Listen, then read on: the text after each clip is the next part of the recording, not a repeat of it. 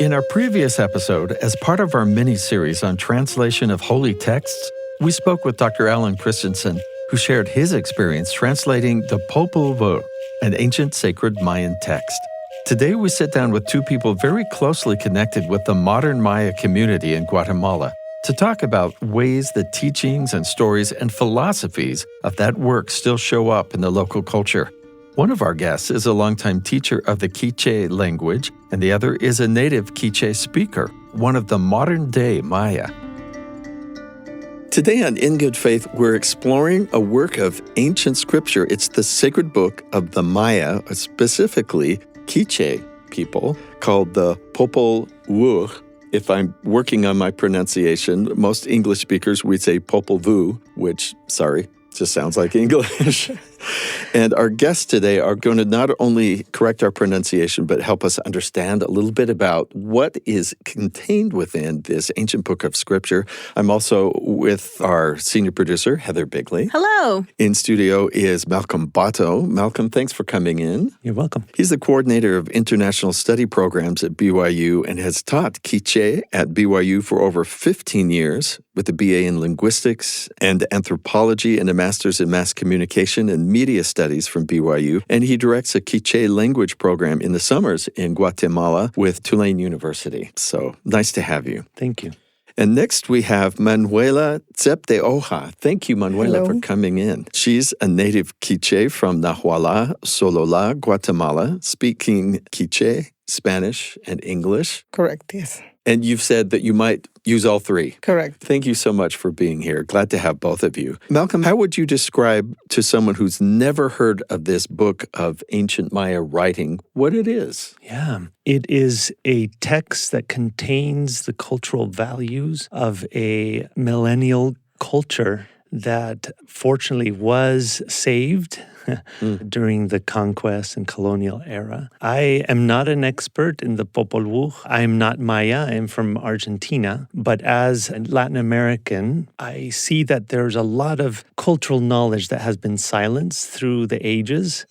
And that I grew up, I did not know about the Popol Vuh until much later in life. And with not just the Popol Vuh, but many other texts and oral history and knowledge and wisdom that comes with indigenous and native cultures of the Americas. And so for me, when I discovered the Popol Vuh, it was a treasure to see how the cultural values are expressed in this text. And then I actually started reading it while I was doing my ethnographic fieldwork in Guatemala, in a Quiche-speaking town in the department of Solola. And I was seeing how the community lived these cultural values that are expressed in this text, right? Thank you very much. It's really sad that during that colonial era you're discussing, Malcolm, that so many books were destroyed. I don't know if we even know what we lost. Probably thousands. I mean, from the brief research I've done, this is a culture that had writing for 3,000 years. And the idea that they would just lose all of it because the Spanish wanted to convert people to Catholicism, and this was seen as a threat to that Christian tradition. Thousands of codices, books that were burnt, right? And even this one we have because it was hidden. Yeah, someone brave was able to obtain it and copy it and translate it. Manuela, do you remember first hearing about what was in the book or hearing stories, or what was your contact with it? I grew up in Mayan Quiche, so we live these things, and I didn't know it came from a book because I grew up Christian. I grew up in a world where the indigenous were well accepted into society. So I didn't know until I believe in high school, 16, 17, as every high school age kid has to read about the history of where we come from. But, at the time, I was not very proud of being Mayan Quiche. So when I read it, just like any high schooler, looked through it, nice, fun, that's it. And then in college, I had to read it again. At the same time, kind of read it through it, fun, that's it. Until I was 21. I was invited to participate in one of the contests to elect, or to, the Rabbin Hau, the daughter of the king. It's a national contest in Cobán where they call all of the princesses from different towns to come and participate. And they, choose the one who represents the Mayan culture better. At the time when I went there, it was like 85, 86 contestants from all the country. So in Coban, there was a week full of training based on the Popol Vuh, where we supposed to know how to pray to the gods, understand the 4 points that we later going to talk about. That's when I get more knowledge of the Popol Vuh and how we, the Mayan, are supposed to be following this. Even though I was already living it, I was not believing or, basing on all my actions in the Bible of the Mayans.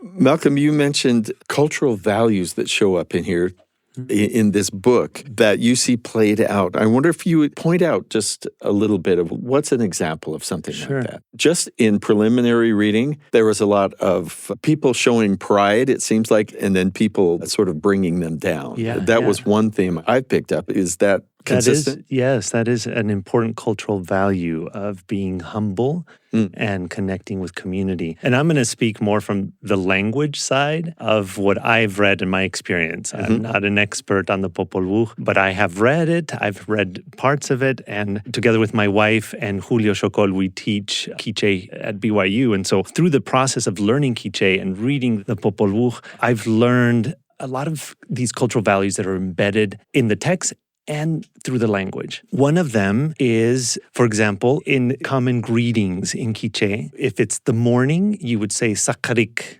And this is a statement. It's not wishing someone good morning, but it's a statement that acknowledges that it has become white, the day, right? I recall very vividly walking through the streets or the paths in Santa Catarina, Ixtahuacan, and saying Sakarik, and everyone would respond back. It's just, you have to respond back. And in that acknowledgement, you are connecting with people and connecting with your environment, right? So you're recognizing we are together and recognizing that it is morning, and we are connected with environment and as people. And you do the same for afternoon greeting, shaqih, or the evening greeting, shoka'ab, which each means shaqih, meaning the sun went, and then the evening greeting, shoka'ab, means the night has entered, or the night entered. And so this is an important value, the connection, one, with environment, and we see that in the creation. And the beautiful story of the creation and the connection even in the terms. So the term in the beginning, the root for the word in the beginning is tikiripal or tiko, which means to plant or to sow. And so this connection to agriculture, to the earth, to the sky, to the environment is really important. And it's embedded in the language of the text. Can I break in here? Because, one of the things we are going to talk about are the hero brothers, the two twin brothers. And when I was reading through their story, it was so fascinating to me how they would speak to the ants, do this, or they would speak to all these different, bring all the food that you eat. They had this connection that we didn't see with other deity that they were interacting with. And so I had that question, is this part of what makes them heroes or exemplars in this culture, that they are able to connect to all the animals, they're able to connect to the flowers and the trees? Is that an important value that we're seeing? Yes, as you see in my blouse, we represented all the animals. We're part of nature. We believe that we, grew up as corn. If you go to any of the places there's corn, there's beans, you walk around, that's like my happy place. So there's, like growing up, I grew up in a zoo, according to my kids. So even have some neighbors that I go visit still.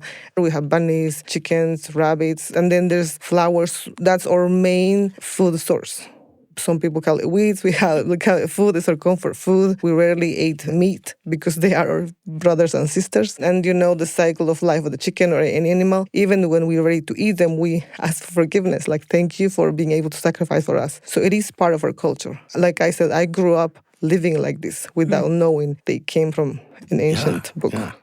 I'm wondering, as I read about this account of the creation, it's interesting that there were like 3 or 4 attempts to create humanity. And first the animals, and they didn't seem to want to talk or to praise the gods. And then they were created out of wood, and they weren't very intelligent, it seems like. And then finally we go through with the creation of, I guess, what we would call us today. And I'm wondering, when you hear that, what seems to be the purpose of creation, Manuela, or of why the gods would create people as you get familiar with this? To enjoy what they created before, right? To enjoy, like I said, going back to my country, when I think of a happy place, even just here, the nature, animals, mosquitoes, all of this is to enjoy what they created. They knew how amazing was their creation, the animals, the fruits, the sea, everything. So they want us to enjoy what they had created for us. Thank you, and really appreciate it, which it sounds like you do. Yeah. One thing that Malcolm mentioned earlier about saying good morning, something that really caught my attention was when the twins went to Xibalbá and then how they greeted every single one of the gods. Sakrik, the Tuan, Sakrik, they say good morning to every single one of them. And like Malcolm said, growing up, respect to the elders is very important. Like even now, like here, it's strange to me that we don't say hi to everyone in Walmart. But where I'm from, we had to say good morning, good afternoon. And if there's an elder, even you're 3 or 4 years older than me, I had to step away from your way so you can go by because you're my elder. I'm showing you respect. And my dad used to tell us, you better say hi. I don't want you to bring shame to my family that my kids are not respectful to the elders. So it was very, very important. Yeah, so it was just built into the culture even. So as you started to study and learn more, I guess you started to see these connections. Oh, this is how I was raised. Exactly. Everything made sense because I grew up thinking this is too formal, this is too much, so many rules. Because I can talk to Malcolm like as just like my friend. Because I know he's older than me, I have to talk to him like they said in the book, lar. Like here in English is you, but in Spanish there's usted, tú y vos. Like there's 3 levels of respect. Usted is like somebody older I respect a lot. Tú is like somebody my acquaintance. And vos like my sibling. So I grew up like that. And then reading, this is how they treated the people, how they treated the gods. So it made so much sense. We see the example in the story about Seven Macau, how respect is such an important value. Also the value of humility and not allowing pride, right? And pride does not respect, right? Pride disconnects people with others. And in the story where we have Hunahpu and Xbalamque that try to defeat this false god that is so prideful, they try once and then Seven Macau tears off the arm and says, you're going to have to come back and get it. I'm going to put it over the fire here. You're going to have to come back and I'm going to defeat you. And what did the hero twins do? They go and they talk with a grandparent, a grandfather, and a grandmother. And that shows the importance of the role of the elderly in this culture, in the Quiche Maya culture, and collaboration. So there's collaboration between generations. It's not just, the strong hero twins that are, virile and ready to fight and use their blowguns to defeat. It's also taking into account the knowledge and experience of the grandparents, the elderly, and respecting them. And together, then they go and they trick Seven Macau and they finally defeat them. So they weren't able to do it the first time. They were able to do it the second time with the collaboration, the acknowledgement of the wisdom of the elderly, the grandmother and the grandfather. Like one of my favorite passages of the book was the bravery of Youngblood. How was she rejected by her father, not believing her? First, she starts with like how brave she was. I want to see what's going on with that tree. Yeah. Like I want to try the fruit. And, she gets pregnant and the father doesn't believe her. And he takes her to the gods to be judged, to figure out what to do with her. See, she's rejected from her world, the underworld. And she has to go up to confront her mother-in-law, who also does not believe her. And then she has to be sent out there. How Ishmukane tells her, if these are your kids, go and find food for them.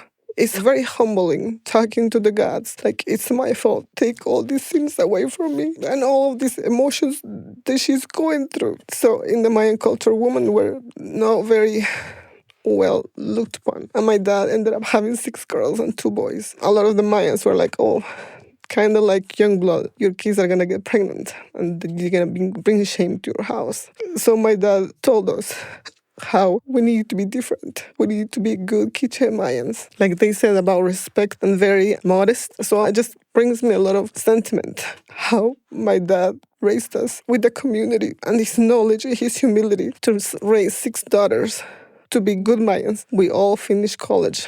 We all got married. We all have an education. We all did something different because he said, he didn't say this, but I don't want anyone to treat you like Ishmukane, Yeah. So that's what brought me. Like my dad was a big pillar in who I am and who my kids are, because even now I go down and I show them my aunts. Some of them don't use chairs still. We sit on our knees. Some of them, they're this little people. Their houses are small. My kids are 5'2". They're all taller than me. So they're tall people. So I bring them and tell them, look who we are and look where we at. And I tell them, be proud of your Mayan sign. So that just brings me a lot of emotion when I talk about my father. The grandmother, she's just a leader. Like, they talk so much about her. The husband dies early. She's the one that, raised one hunahpu and 7 hunahpu and their son, and how she just believes in his kids and her kids. She's the one who takes care of the corn, the baby corn is left there and it dies. She's weeping, she's crying. She's a very strong woman. Yeah. And she asks for help. And then is this where she pulls the one thread of silk, corn silk out? She's supposed to return with a big basket of corn. Yeah, this is young blood. This is young blood. Yeah. And her humility to ask for help. She has one ear of corn, which makes it impossible to do her task. But with her humility to ask for help and then pulling just the one silk, and then corn starts growing from it. And she's able to feed her children. And this prayer, the one that she mentioned, that's my favorite part. How she's like, take away all of these sins from me, all these stains from me. Basically, do whatever you wanted with me, but please help me in my times of sorrow. Yeah.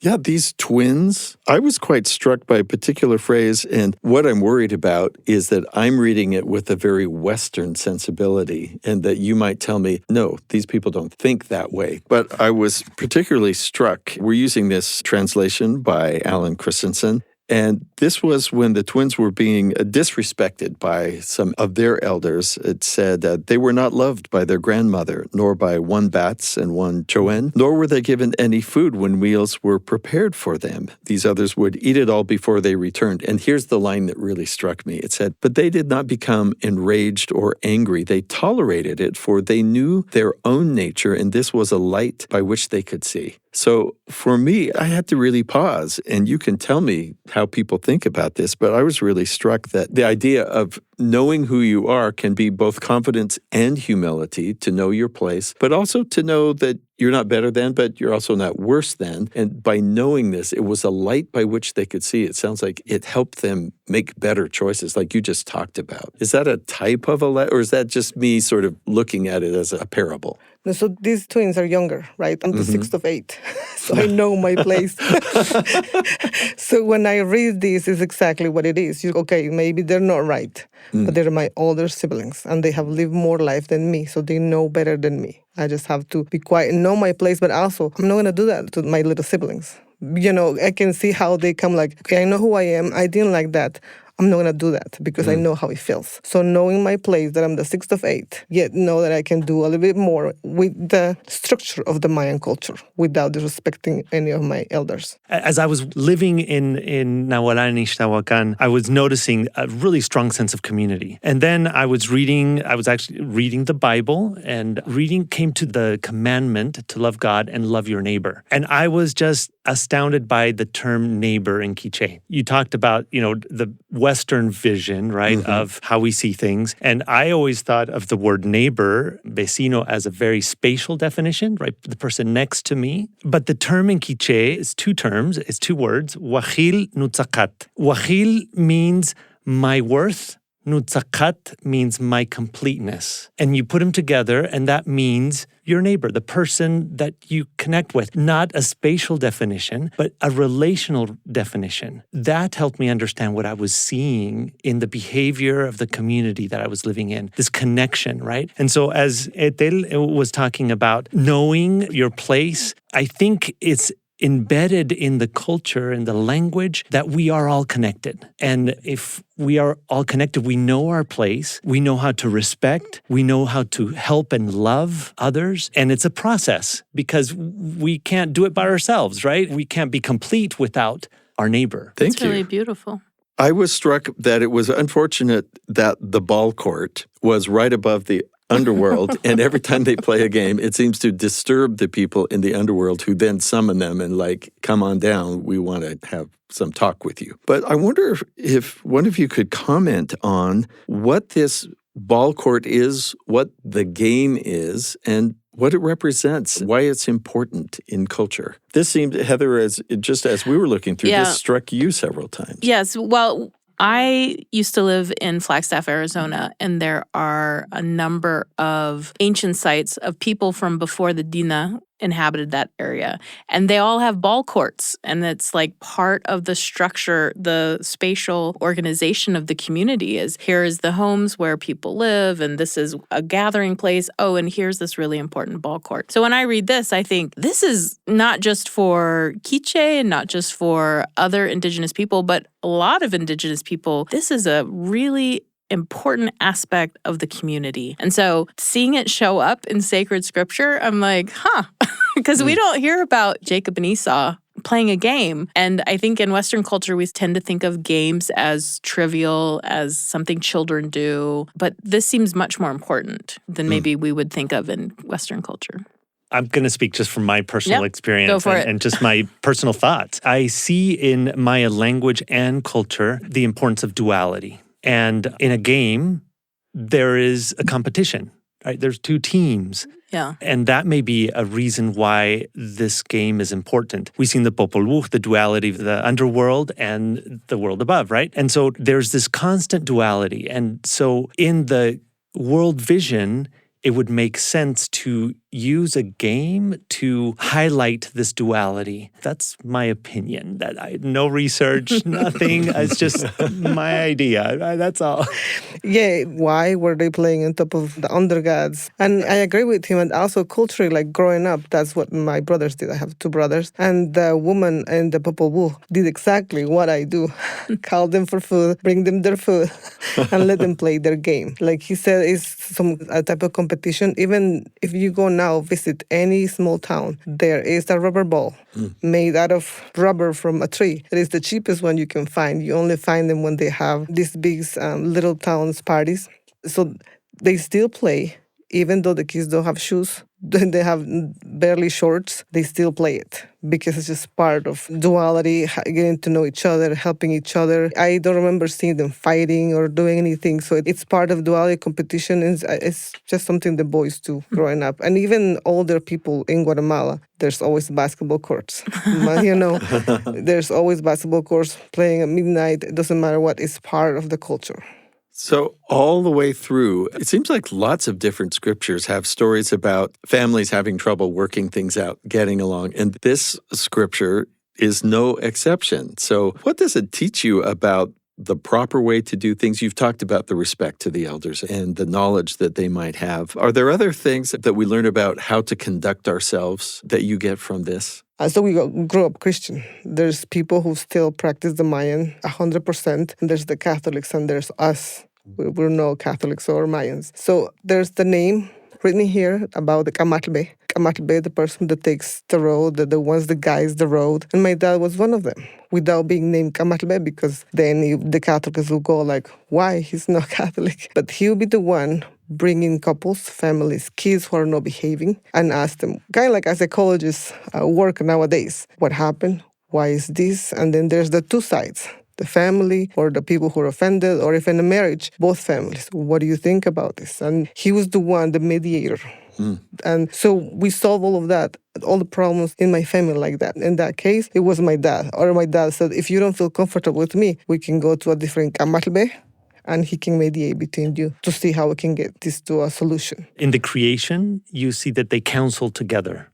And I noticed that in the communities that I've lived in Guatemala, that people counsel. That's an important value. And a way of life is counseling together. And you just wait for it. Because my dad said, we're going to talk about tonight. And you're just like, you can get mad 30 minutes before, but in the moment of counseling, leave all your emotions and talk rationally because we need to get to a solution. So I love that. Like reading the Popol Vuh, I'm like, oh my goodness, I had no idea. My dad have read the Popol Vuh. Yeah.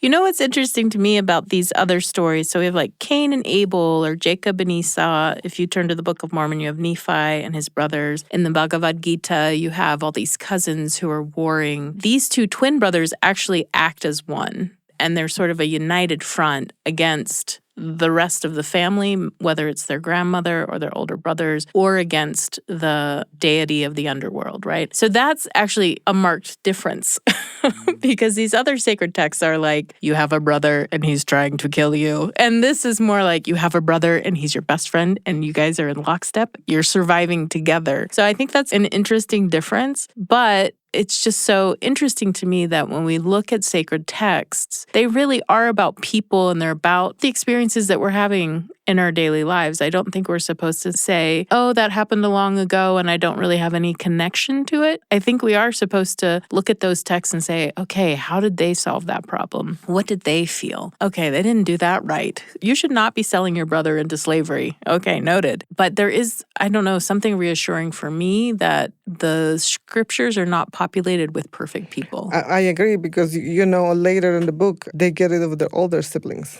Yeah. And because they have a mission. They know who they are. They know their place in that time of life. And they knew what they need to accomplish that we could be here. Yeah. Manuela, as you became more aware, did you see people who were practicing the tradition from the Popol Vuh just in their everyday life? What is the worship like, or what are the traditions? So growing up, I'm not, I was born in 1984. I'm not sure what part of the whole history of the Mayans were there, but I remember that it still was kind of prohibited. So they will have their ceremonies in caves. And I remember as a kid, everybody knew we're going to have the caves because it was so fun to see. As you see here, he talks about the different colors of petals. And they have the candles, different colors of candles, the beheading of animals. I remember, kind of like, where is this happening? I'm going to go to this cave. I will tell my mom, it's time for me to go get some which is like baby corn. Not baby corn, but young corn. So it was around October, September, it was time to get baby corn to put in their soups. So I'm like, it's my turn to go because I knew there's going to be a ceremony in a cave. And I'll go and check because it was so intriguing to me. The fire that now I see where it come from, fire that they needed to burn the beheaded chicken because of the soul of young blood, and the candles, which represents the flowers that they're giving to the gods to peace them. And I remember they will be praying, Rukushkach, Rukushuleu, the 4 crosses that they talk about. So I saw this growing up. I think now it's more common see it. It's more because there's more tourists interested in the Popol Vuh. And that was the thing that my dad used to say, if you're going to be Mayan, you have to represent it correctly. You're not going to monetize from it. You're not going to be a bad example of Mayan. You're not going to try to get just fame for this, but you believe and show yourself as a real good Mayan. And Malcolm, as you return every summer with the language program, do you see that there are people practicing? Yes, yeah. And as Manuela had mentioned, in everyday life, I think that's an important thing to recognize. And simple things like eating, right? Preparing food. Maize is a sacred part of life. The word to eat, wa'ik, is based on the word for corn, right? And so you're not eating if you don't have some type of corn in your meal. And the process for making it is somewhat sacred. And you're not supposed to be speaking and telling jokes while you're eating your tortilla, your lech, your tamalito, your soup. You have to take that as a sacred part of who you are because you are created from maize. And so I've seen that. There are ceremonies that are very important and specific days. The Maya culture has maintained a very complex calendric system, and there are achich, or day keepers, that are the responsible people that guide the community with regards to keeping track of the calendar, what is appropriate for each day, and there are ceremonies that go with that. And sacred space is an important part of the culture. And so as Manuela was mentioning, caves are sacred places, other mountains. High in the mountains, Yep. Mountains, these are important things that happen that through the years may have been silenced or hidden. And today, there's more protection for that. One of the ways that it has maybe sustained its existence is through syncretism. And so a combination of Catholicism with Maya cosmology and the things that, they just combine into what is today. I think an important part also of Maya culture is how knowledge and wisdom is perceived. And this is something that I learned by studying the language. In English, like in English or Spanish, we have 2 terms, knowledge and wisdom. And there's certain, information embedded in these 2 terms. In Quiché, the word for knowledge, the root is etach, which means to measure. And so it's based on this kind of measuring things, and you know things by studying them and measuring, observing them. And then the word for wisdom is na'och, or nohibal, which the root is na, and it means to feel. And embedded in that word is the experience, the emotional experience. And so when you talk to somebody in Nahuala or Ixtahuacan, Quiché-speaking community, and they tell you, "Uts una oj," you're saying, oh, this is a good person. His knowledge is good. His feeling of life is good. His behavior is good. Or na utsta una, right? Or not. Or not, right? Yeah, exactly. Yeah.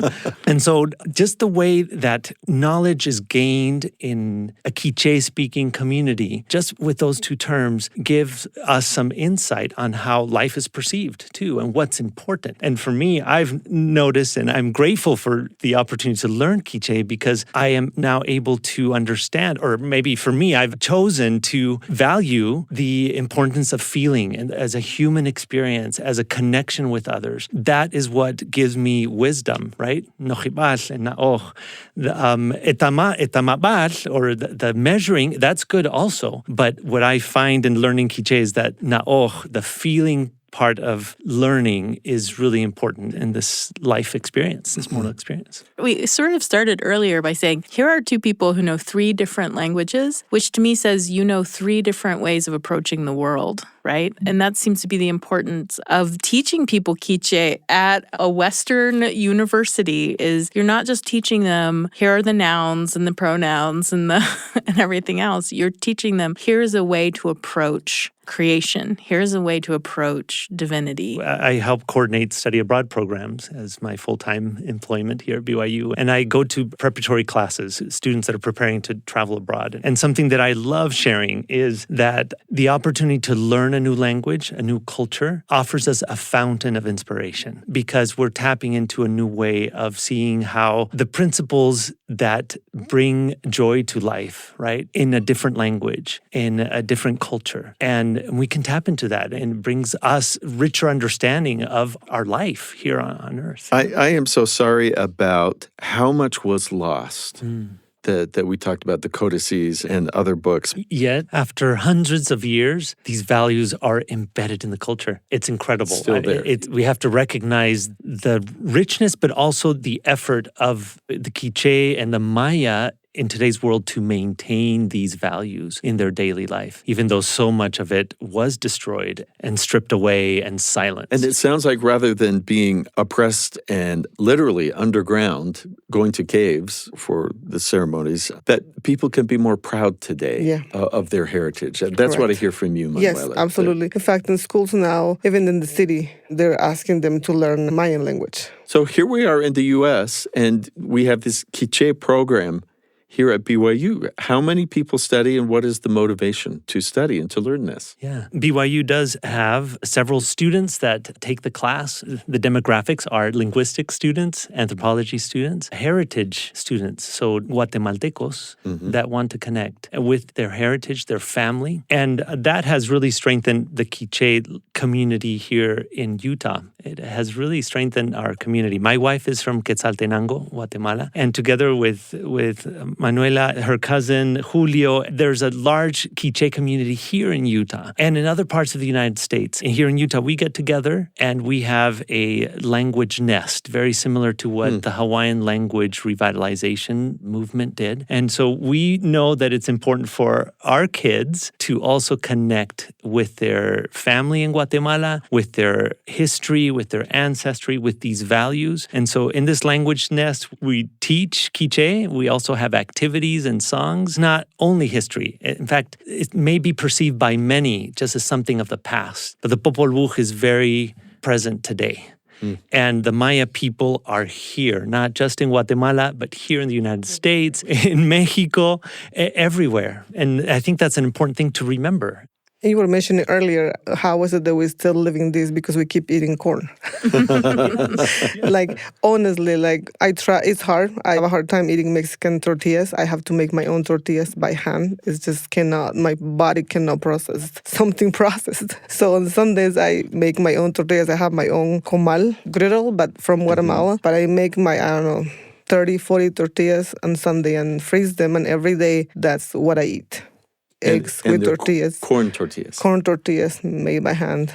egg with tortillas. Lunch, my kids now know it. Can I have toast, avocado toast, but with tortillas? So I truly believe that's what keeps it, because it brings equilibrium in my body. It brings peace. Like my siblings joke about how like we gotta eat pizza with tortillas. Otherwise, we're not true Mayans. So sometimes a banana with a tortilla or something, but tortillas or soup and the little tamales, just the tamales, nothing in it, is also something that we always make. Well, That's why we keep giving. That's a beautiful way that you're continuing that, and with your children now. That's important for them as well. So the corn keep going into their veins. I remember who they are. I was going to mention this no funny story, but it makes me think of it. So Manuela, like in the Mayan culture, we are named after our grandfathers. So Manuela is the name of my grandmother. I am the only Manuela in the family. But when I'm the sixth of eight. We finished junior high in our town, but there was no high school. So my dad will be sending us to the city to finish high school with some family friends that he knew. Anyway, when it was time for me to leave, I was 14 years old, she told me, don't go. You are Manuela, you're my blood. Stay here. And I'm like, I gotta go. That my dad is my dad. He knows better. I'll find you a husband. He will be really good, with corn and land, somebody who can work with their hands. You don't have to, you know how to cook, you know how to sew things. You're gonna be a great wife. And I'm like, that sounds fun, but my dad said, I have to go. So then she told me, make sure that you don't forget who you are. Make sure that you pass it to your kids. And the one thing that I didn't do was like, to know, mix your blood. Make sure your blood stay pure. Now I'm like, okay, grandma. And then she died a year after that. But now, going back, I think about it, I'm like, oh my goodness. One day, my little kid, he's 6 years old, and the teacher says, and the Mayas are extinct. And my kid knows that he's a half Mayan. And he's like, no, I am half a Mayan. And the kids are like, no, you are not. They were ancient people and they talk about it. So then the teacher comes to me and it's like, is it true? I don't want to offend. I don't want to it just caused a really big commotion in the class. And I said, yeah, he's right. He's half Mayan. So I came, and then the next day he came, Mom, so if I married someone who is no Mayan, my Mayanness is going to be thinning out. So I'm like, no, if you keep eating corn tortillas, you're going to keep being Mayan. Keep it going. Yep. Exactly. Continue the traditions. This has been delightful to learn. We're just scratching the surface of what we can learn from this. But I wonder if there's anything else you want to say or want to share about Popol Vuh or Mayan culture. One thing that I would like to say is the importance of reading texts and reading the Popol Vuh as a sacred text and allowing it to inspire us and encourage us. Again, from my language learning experience, the verb to read involves the verb to call. So you say, when I read a book, kinsikich uwach lewuch, I call out the face of the book. And to me, that's a very wonderful way of how I need to read things. It also probably expresses how reading was done as a ceremonial ritual experience where it wasn't like we read today sitting down silently, and reading. It was a ritual type of experience. And that helps me engage differently with text and say, okay, I need to call out the words from this page and how that applies to my life and what's important and what will bless me and benefit me and my family, my community. And I think we can do that in the Popol Vuh. There's so many lessons that are beneficial to us and to our community. Thank you. One thing I just want to mention, there's a story that we celebrate, a person that we celebrate on February 20th in Guatemala, Tecunumán. There's a song, there's poems all about him. And I always wonder, where does it come from? So I found it in the Popol Vuh, or I think that I found it. So the story that I know growing up, Tecumumam was a national hero, was a prince that he fought, Pedro de Alvarado. But instead of killing him, he killed the horse. And then Pedro de Alvarado killed him. And then he died, and the quetzal, the national bird, landed in his chest, and that's why the quetzal has his red belly. That was the story I heard. And now I'm reading about him and how he was the 9th generation of Quiche's gods, and he was one of the rebellious Quiches who tried to fight the Spanish people, and they killed like 10 Spaniards around it. And then, of course, he was killed later. But that's where it comes from. He truly is our hero. So I just like, oh my goodness. And they believe that he died February 22nd. That's why we celebrate February 20th. Anyway, I just thought it was amazing how, like I said, there's so many things that I grew up living with, and I'm finding it here. Like the name of Xelajú, Quetzaltenango, the name of, Nahual, where it comes from, because where I'm from is Nahuala, which is, we used to say, is the spirit of the water, because there's a river that goes around our town. And Nahual is like your spirit. And like everybody will ask me, what's your Nahual? Like, what's your Nahual? If you're a dog or you're a monkey, that's your kind of like personality. So it was just very interesting getting to know better where I'm from and why I behave the way I behave. Thank you both for being here. Malcolm Botto, who coordinates international study programs at BYU and teaches summers Quiche in Guatemala. Also, Manuela Tzep de Oja. Thank you both for being here today.